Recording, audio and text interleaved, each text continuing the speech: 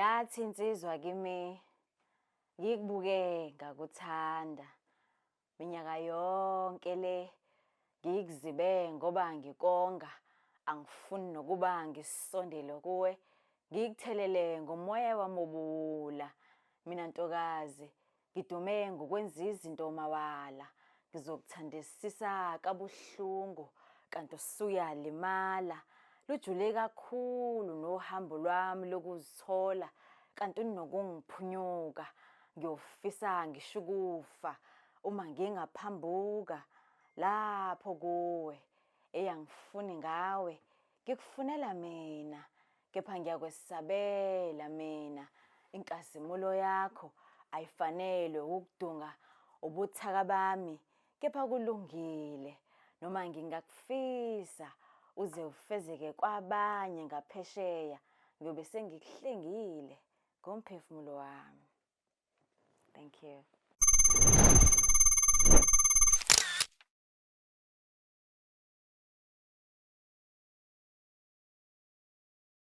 Igama uSizwe Mplose sibuyile futhi la kwi-News Avenue siphethe uThembelihle owakashezi isibongo bathi insizwa is a man. Angazi-ke indoda ibizwa kanike-ke if insizwa is a man. But uThembelihle uzosichazela sinaye namhlanje uzosichazela indaba ney'thinta i-GBV uphinde abe yi-poet-ke okubaluleke kunakho konke. Angibingelele Thembelihle kunjani? Yaphila ninjani? You look stunning. Thank you. Njalo cela amajida amaningi bafethu afunda uku-appreciate abantu besifazane bafethu hayi for fun but nje ukubone ngoba kose bayithatha i-effort beyimisela ukuthi babe bahle singanqeni ukuthi waze wamuhle sisi wami even kuthiwa nithandana even niyathandana like a black sister noma ungasheli but u-appreciate but nabantombazane azama ukwehlisa-ke impakamo be-appreciate-wa yabona mhlawumbe kuzosiza lokho kwa-encourage nabantu besilisa because manje bongibuka phansi phezulu bengithi waze wamuhle ngathi nawe awuyithembi ngisho into erong yabo. Walk tall black sister, walk tall. Batshele nje ukuthi ukhona ufikile. Siyaqhubeka asikhulume ngendaba yengxoxo yethu insizwa is a man. Sekwenzakalani Thembelihle ongichazela?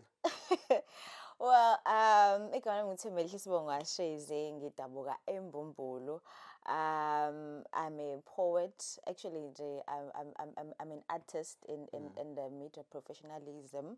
Ngifunde at-UT ngenza drama and production studies, and originally I'm a poet ever since high school, and then I'm a writer in overall, and then discovering insizwa bese ngikhulile nje sengiphume ngisho evarsity when ngiloke ngiqhubeka ngibhala poetry.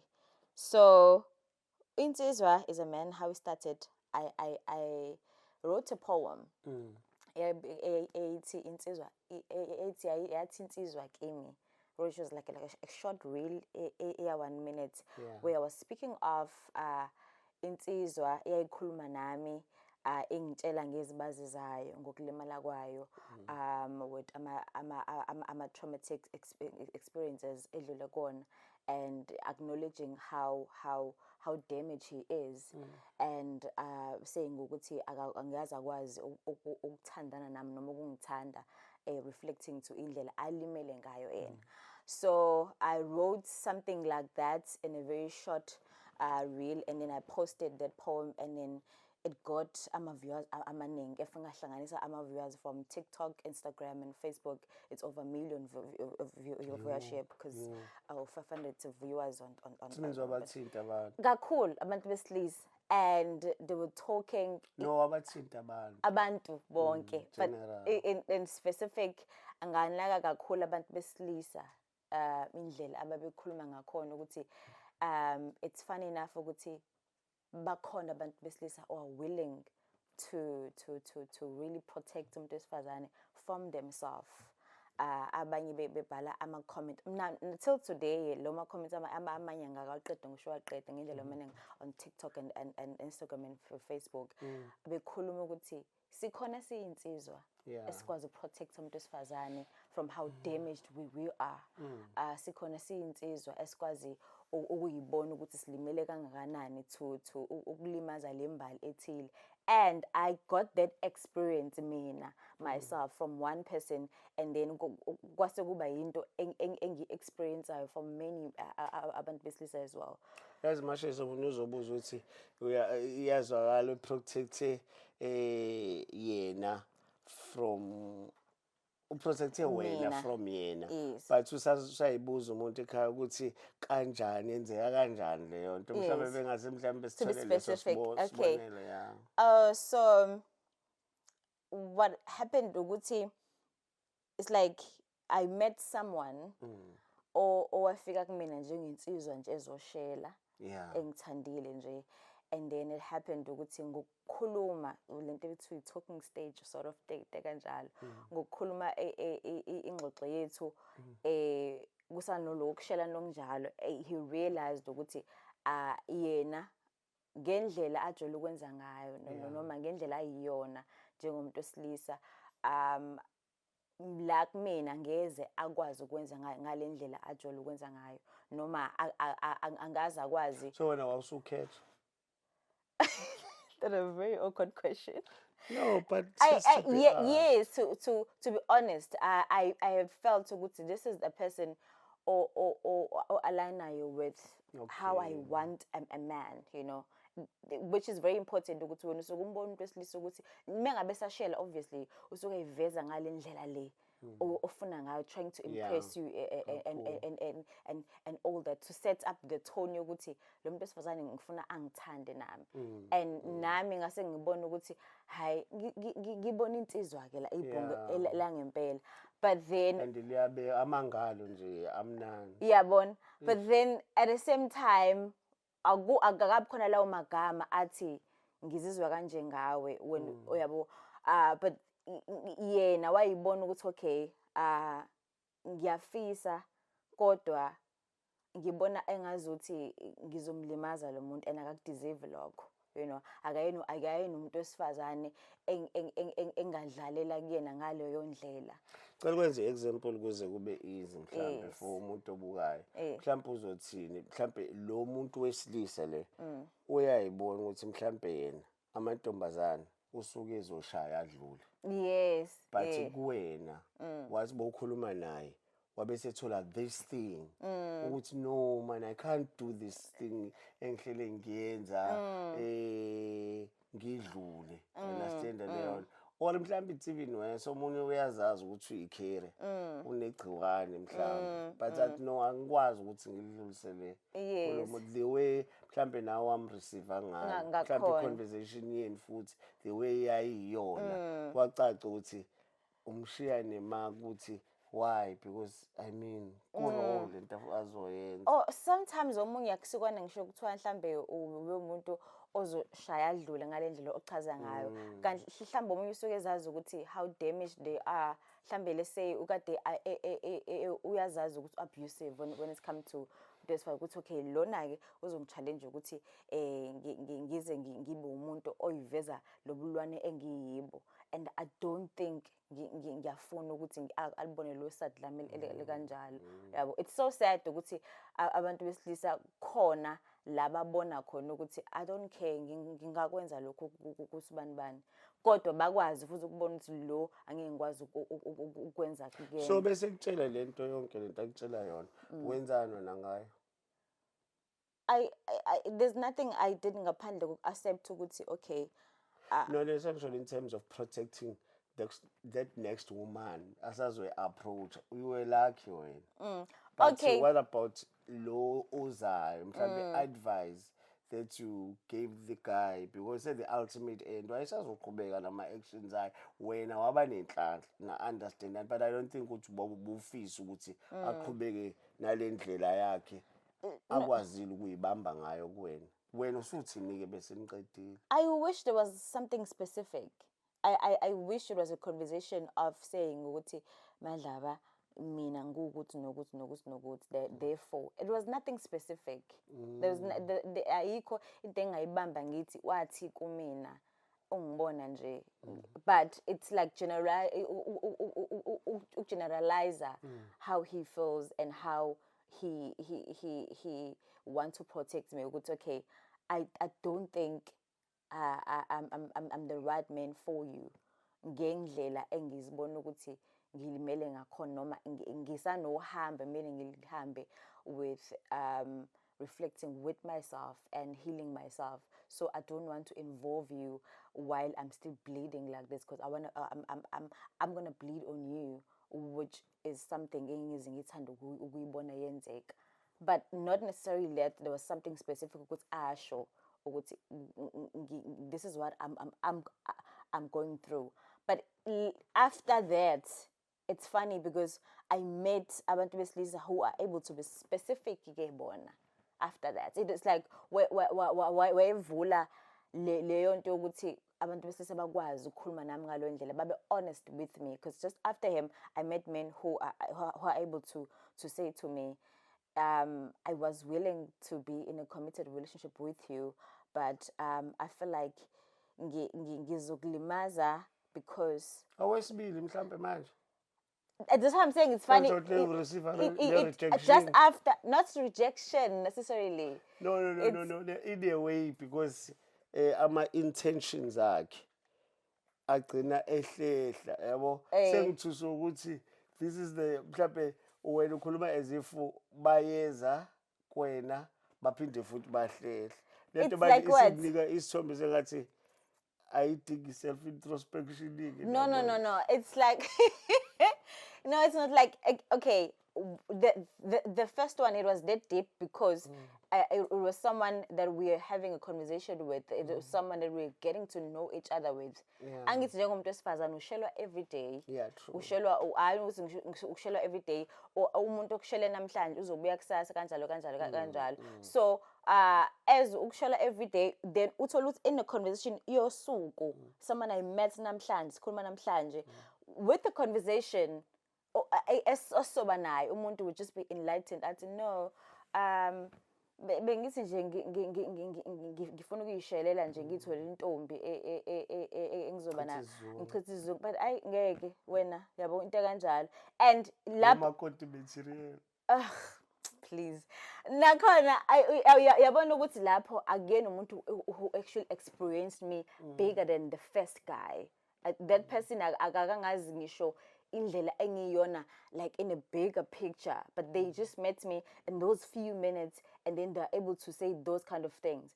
And that time because I poetry yami when it's come to this Sizwa poem yayingakafiki engqondweni yami, but it came in my mind to write about such because of this experience ke manje ukuthi abolento lokuyenzeka lento lokuyenzeka uthola ukuthi omunye ungishele nje namhlanje nakusasa bese nganakana lokuthi hawu akasekho, then after a week later abese ngixoxa ukuthi hayi yazi ukuthi indaba yakho ngabe ngayiyeka ngakubona nje ukuthi ayi ngingikwazi la ukuthi ngihambe ngiyophuza ngize ngibuye ngomsomluko kule ntombazane le. Hayi ngikwazi ngcono ngiqhubekele nabantu abangazi vele ukuthi sebejwayele. So along the way awulimali wena. No. Because nawe phela there is why bengibuza eqala ukuthi awukhechanga yini and stuff like that. Awulimali ngicabanga ukuthi mina ngangihlukumeza ukuthi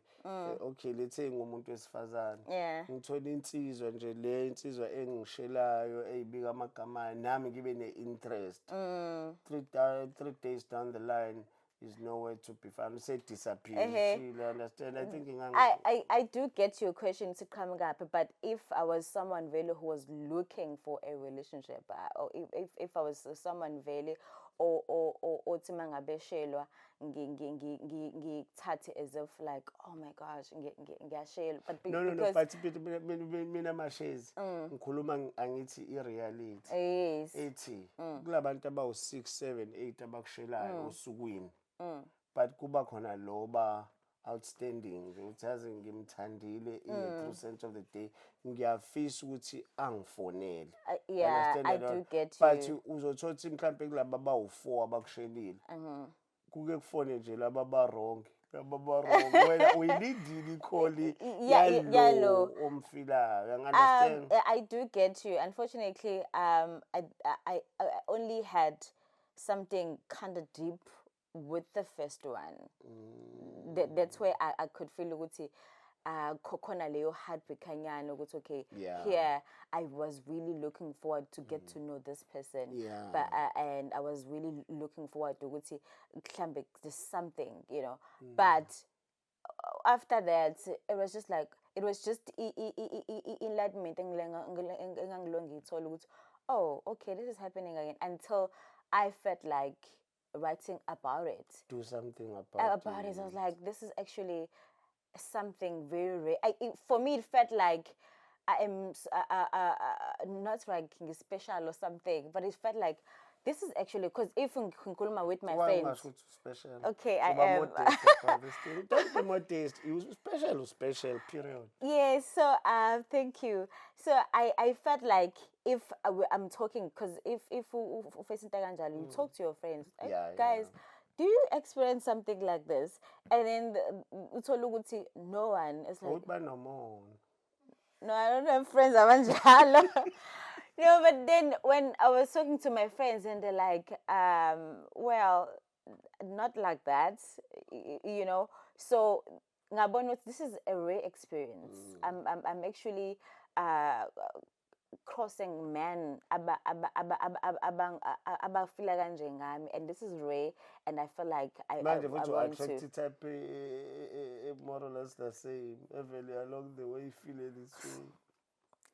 It's not like akwenzeka njalo phela, but more often akukona ukuthi bonke ke after that bese kunjalo, no, but like bese kwenzeka kaningi, not ukuthi bonke ke emva kwalokho sekunjalo. It's going often.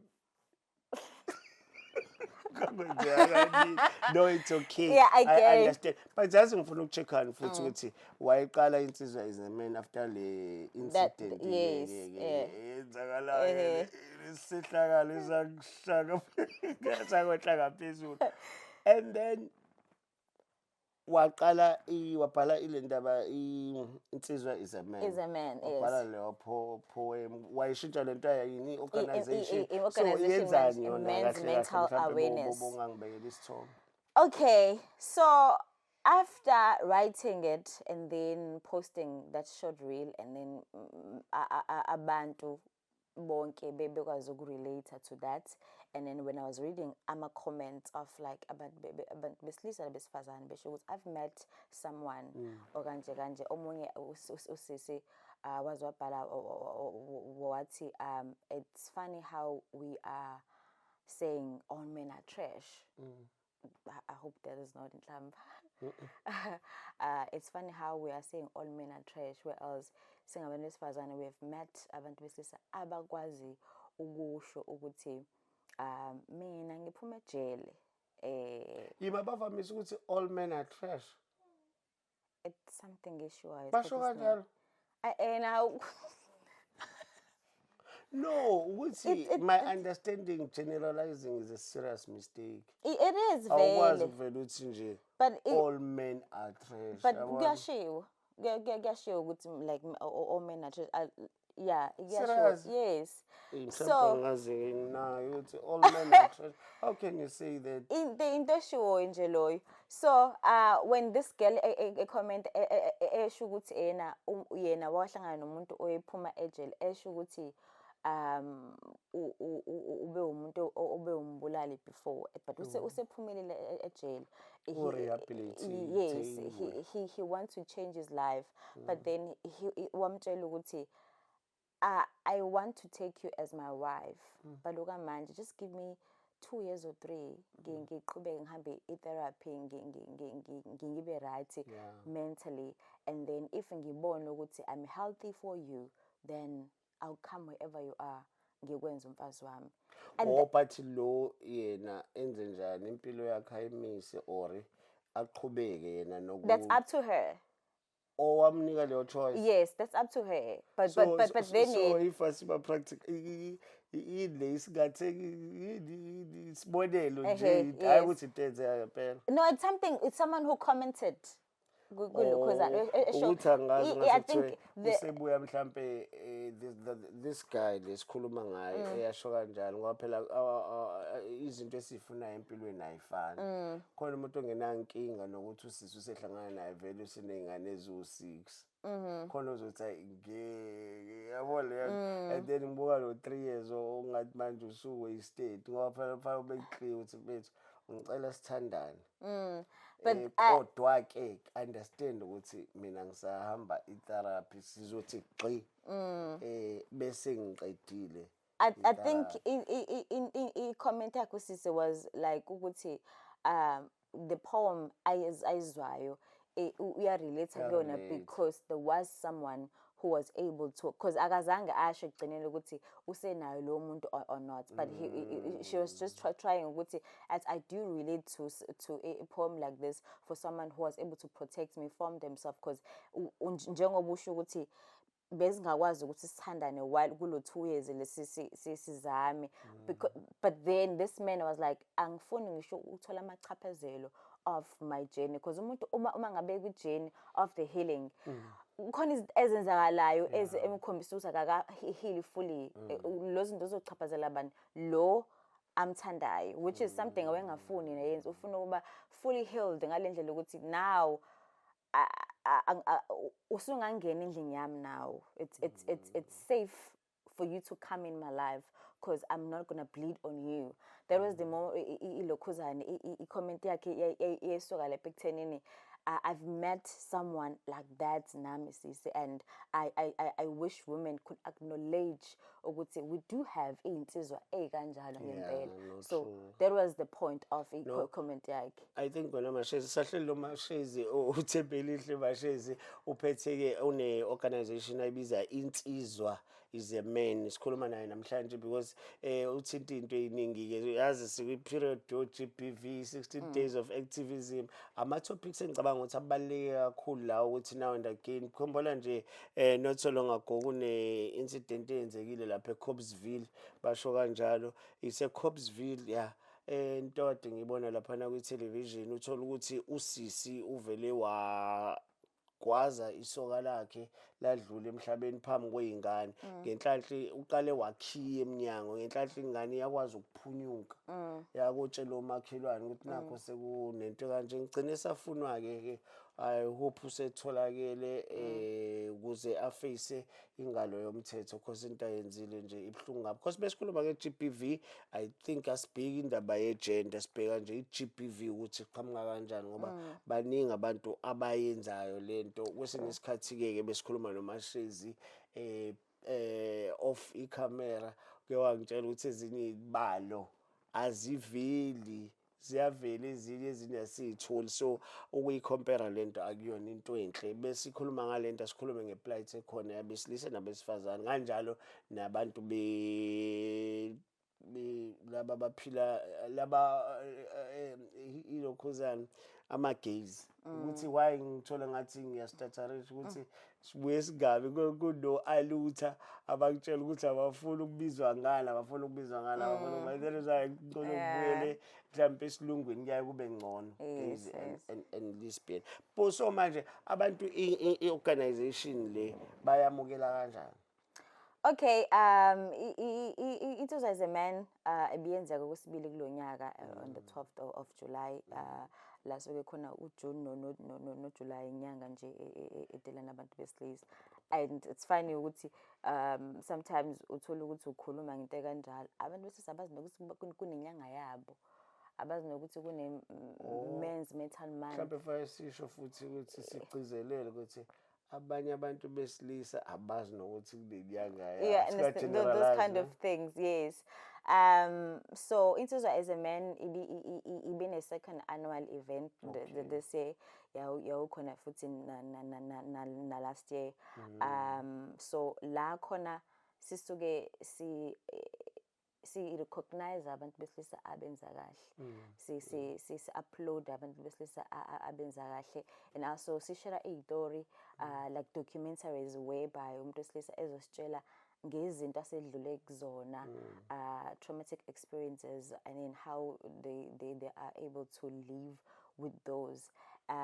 because that's what actually happens. I realized with my team, ukuthi these events are important because umuntu wesifazane is celebrated throughout the year. Yeah. Which is beautiful. And then makuyinyanga yabantu besifazane, which is August. Each and every weekend there's ama-event ayenzakalayo abantu besifazane celebrating umuntu wesifazane. And then when it's come to inyanga abantu besilisa, I was so shocked ukuthi even wona lo June July mhlambe 2 events engeke ngawabona ka-web ticket ekuthiwa abantu besilisa ngendlela okurenga khona. So does it mean we don't have good men in our society? No. You see, we do have men who need to be celebrated. You do know a family member who really is doing so much. Kube nama-awards nje abantu besilisa benza and all those things, you know. Overall winner. You know, in our society we have men abafundisa ingane ezithile. In even in relationships, ukuthola ukuthi you can't really like ubafake kwibhande linye ukuthi men are horrible, where else you have experienced a very good relationship, you know. You can't really say things like that. But then at the same time, mina indlela engayibuka ngayo ukuthi whenever I'm attending imicimbi yabantu besifazane on August, into eyenzakalayo ukuthi no matter how hurt I am ngento ethile yenziwe umuntu wesilisa, kodwa or eyenziwe umuntu wesifazane, or in general nje in life, mingi-attenda lo mcimbi womuntu wabantu besifazane, khona into engiphuma ivuselelekile kumina to go outside the world and do better and go outside the world and be a better woman to another woman and also uplift another woman. So if mina ngizofila kanjalo whenever I'm attending imicimbi abantu besifazane, asicabangeni ukuthi nabantu besilisa something the same thing could happen. Let's say if an abuser is attending event ethile, and then there's a man lapha ezokhuluma njengoba Blosa ezokhuluma lapha kwi-panel noma as an MC saying something, noma there's a documentary ezodlala kuthiwa uba Blosa has done this and this and this and this. There's an abuser sitting there with the audience, or there's a man ongenzi kahle ekhaya, or there's a man owenza izinto engalungile ohleli in that audience, and then they're watching that. Don't you think there's something ezosibhakheka kena mangabe iphuma? Not even ngisho kuthiwa ke akubona bonke, but that one person who's going to feel like something different shifted in their hearts ukuthi I can be like Uba Bloss and I can do better. I can love my child. I can raise ingane ethile ngiyifundise with uthando lwami. So if singakwazi ukuba celebrate in that manner, don't we think ukuthi they're going to be inspired to do better? Because now if we're scrolling on social media, we see it's just bashing men. Don't you think if there's a man ozovela enze video, a content, or mhlambe let's say a content creator umuntu wesilisa ezowenza ivideo ukuthi I am usibanibani odume ngokuthi nokuthi I'm a good man, ngiyinsizwa mina engamshaya umuntu wesifazane, ngiyinsizwa mina engambulali umuntu wesifazane, mina ngiyinsizwa engakazi yamthuka umuntu wesifazane. Don't we think ukuthi if there's someone, so if there's someone who's scrolling lapho ku social media or abuse, because we have those people who are abusive, they're also on the socials and all. So if you see someone that let's say there's someone who's following you, who really admire you, or wesilisa, and then they see a video wena ukhuluma ukuthi mina ngoba Blosa nje and angivumelani nokuthi this person admires you big time. Don't we think ukuthi uma ngabe esekubukele lokho, chances are they're gonna change and want to do like you do, or they're gonna block you. But then we cannot risk a chance of not trying that. As an influencer, as someone who's big on socials, be able to ukusho lokho loudly ukuthi mina nginsizwa kanje ngiyamhlonipha umuntu wesifazane or nje ngiyasihlonipha nami ngiyasithanda nami I love myself enough not to involve myself with abantu abenza izinto ezi-wrong. Angeke ngize ngimbuke umngani wami eshaya unkosikazi wakhe, angeke ngize ngimbuke umngani wami ehlukumeza ingane yakhe. Ukusho lokho loudly and proudly. There's someone who really likes ukufollowishayo, and they were able to say, okay, it's either I block this person or I listen, because into emele sayazi nje ebalekile ukuthi men listen to each other. Men listen to each other. So if we're gonna take those stories of good things abazenzayo sizenze zibe like zibe public, those stories, there's someone who's going to be inspired to do the same.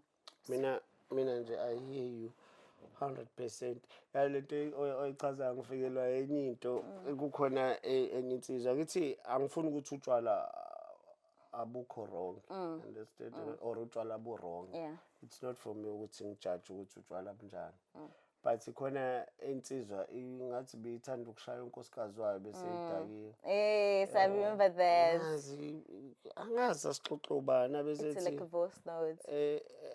What voice note? Yes. Okay, yeah. I know that. I love that video I saw. Uyasuka lapho sebeyamtshela ukuthi okay abangani bakhe abangani beqiniso. Ngoba uthena bese idakiwe akazi kwenzakalani ethole seshaya unkosikazi. Bathi asinankinga ke nalokho. Before nje uthi uyankosikazi oqala ulwinathi la or ushayithina la sibothi lento eshoyo into yangampela. That is why ngithi mina sometimes ngempela abantu angeke ngipromote utshwala, understand, but kwesinye isikhathi abantu bayasukela umuntu ufuna ukufeza inhloso zakhe zokunyama abesefuna ukufika na something. Yabo le voice note yangithinta kakhulu. Me too. Engithinta kakhulu because I know men know how to call each other ukuthi no yeah, but into engiyazi ukuthi even election if uMabura ezotshela uVusi umngane wakhe mhlambe lese uVusi base stopini or estolo kudlula intombazane anosi mhlambe intombazane ikhule i-teenager gqokela isiketshana esincane because uyikhulekela, then uVusi when uyazibona ukuthi umdala then you say those nasty things enganeni.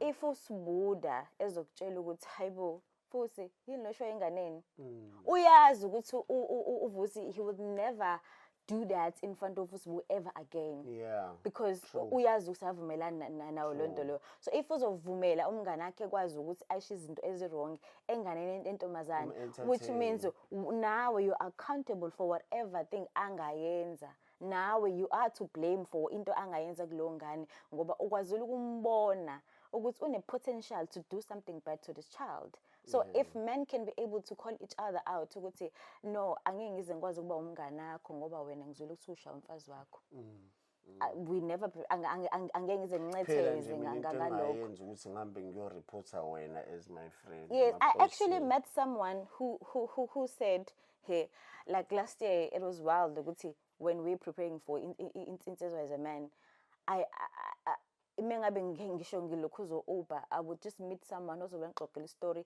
that's like, wow, men, like we do really have good men, you know. I met this guy who was saying to me, yeah, now nje weshayela Uber nje because he resigned emsebenzini. I like why resigned waquita umsebenzi because iboss yakhe iboss yakhe yayinonkosikazi owesebenza as a cleaner emsebenzini but abuser, imshaya ehlaze ezofika mengabe kuyi-weekend nje kuyazi ukuthi uboss wabo uzophuza kodwa unkosikazi zombana ngo-blue eye or there's something ezokhombisa engalweni ukuthi ushawa umnyeni wakhe oyiboss yakhe naye lo mjida. And it was like there was a time where I just had it because lo mama lena wenenhliziyo enhle esenzela ngisho itiye like simkhonzile sonke, but we were so sad ukuthi this is our boss, lo muntu uyasiholela sizomtshela kanjani lento ayenza wrong. And he was like, I couldn't take it the other time. Ngimbone ephukile umama ingalo eclean kodwa cabanga ukuthi this is your wife and umbona umphulile kodwa uthakeza emsebenzini. So uthi I just couldn't take it the other time, ngavele ngaquita ngathi nje ngizoyishayela Uber. That is a person wezwa story somuntu wesifazane ongaphathekile kahle, what I would not be part of this environment of a man who's abusing and umuntu wesifazane kanje, because I don't have amandla okumbopha, I don't have amandla okumstopha, but I will not be involved in this situation.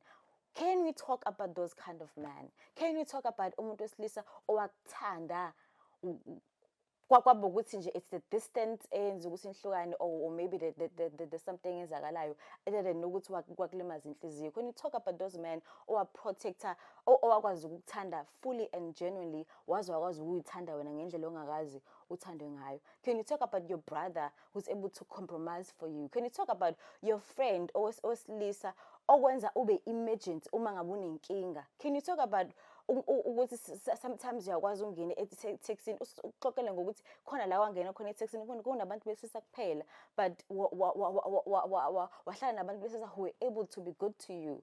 Can you talk about a man owakusiza to start a business without wanting anything from you? Can you talk about those men who was able? Yes. Can you talk about those men who were just ngaphandle kokufuna anything from you? Because now there's this negative feeds nje ayenzakalayo about men, and then we are forgetting ukuthi uma ngabe if we can just spread the positivity, it could because uzothatha spark. amadoda enza lezo zinto mhlawumbe 15%, but u-75% uphinteka Kambi. ibrush lalo 15%. Do Futhi lo 75% if he's not doing anything about le mess yalo 15%, yebo, igcina sekugcama lo lo 15% 15%. okwenziwa ikona oku-right. Kanti ungahlulwa lo 15%. Ungahlulwa if we are just being loud. Sithi nje we stand up And talk about and isiqhakambise lento yobumnyama ukuthi usisi wami lo, understand? Yes. Before anything else, lento ngikhumbuza omunye umngane wami uvukile ubeposte something hlangana ingane kushuthi icela imali, ntombazana, I think uthe ko 14 15 lapho. So beyicela imali kanjalo, ibisiyamchazela ukuthi ifuna ukuthenga ama-pads. Inenkinga yama-pads nje, shuthi iphuma esimweni ngempela esingekho right, yabo. Bese yayisho-ke lento bakhipha imali, yabo. Apparently kube khona this one person othe nje ama-pads angaze ayatholakala ey'koleni, but out of let's say 9 people oyedwa uye nje uphawule ngokusangana, ngoba abantu yazi bavule angani noma at gunpoint kwi-social media ukuthi phuma eceleni wena ngamabomu nje, but akusekho fashionable, yabona le, especially bekuthinta ama-issues sensitive, yabona nje into yama-pads into eserious, yabona kuwona wonke umuntu okwazi uku-afford, and nalaba phela esikhipha nje ikhwelo ey'gulini zakithi, understand that? Bethu ngale mali yonke usuhlula nje ukuthi uyahamba uthenga ama-pads wayise esikoleni kunikwa abantu kule mali yakho le ufuna ukuyigqaja ngayo, ufuna sikubone ngayo. There's nothing wrong ekubeni rich, but ave kukuhle futhi ukuthi uphinde phela ulekelele nawe, yabona, bese uzoba nemali isincome wena ube uPatrice Matshepe nje o-useless, ongalekeleli. Iy'ngane zakho zi-well off, we agree, ngoba ziyaya esikoleni, but lekelela noma ngo-5,000 anyana uhambe othenga lento ongacathi ingasiza omunye umuntu. Kulanje nje kule community usuka kuyona onemali yonke. No, we can be better people, yabo, or better men. We can. When we have better men, and I'm saying all of this not because I'm not aware of in South Africa is shocking. I am very aware of that. I'm just saying, can we also talk about good men, just to make sure we're spreading positivity? Uba nje good man ofike ekhanda bocabanga good man. Oh, I have met good men in my life. No, ngibalibela abawu-5. Ngizobalanza naba-5. No, kulaba abakhona. Abakhona? Yo. Ungawara abawu-5. I have abomalume and they're more than 5.